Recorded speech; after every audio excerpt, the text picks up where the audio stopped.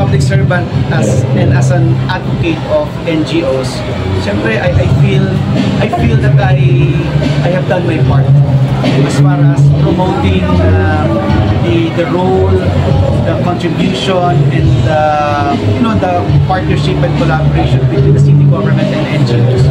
Kasi from the time na ako up to the present, I truly, strongly believe na napakalaking tulong ng mga NGOs sa pagpapatakbo ng ating pamahalaan o ng gobyerno. Kaya tonight, we are celebrating NGO Day.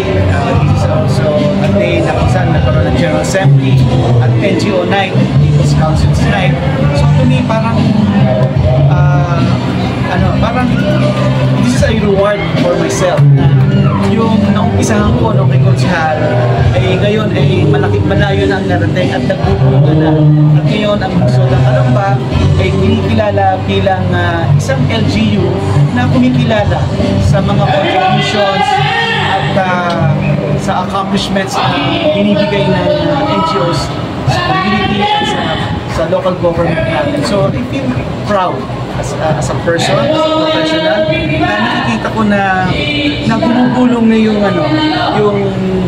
yung proseso na kung saan mas nararamdaman ng city government yung role ng mga NGO sa lungsod ng Calamba. And right now, recently, we already accredited yung tinatawag nating People's Council na talagang this is a formal organization of all NGOs in the city of Calamba.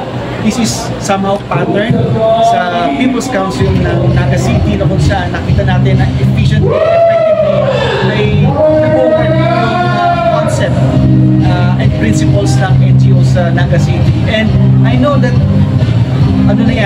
it's now in Calamba City at naniniwala ko with collaboration and with the support ng city government sa NGOs and NGOs support the city government. Naniniwala ko mas magiging matatag, mas magiging effective pa and efficient pa rin yung working relationship ng city government at mga NGOs o yung People's Council in the city of Calamba. So I'm really positive and optimistic and I'm thankful and I pray to the Lord na sana magpatuloy pa yung ganitong magandang relationship kasi naniniwala ko nga na mas magiging mabilis ang pag-unlad ng lungsod kapag nandyan ang NGOs sa ating tabi.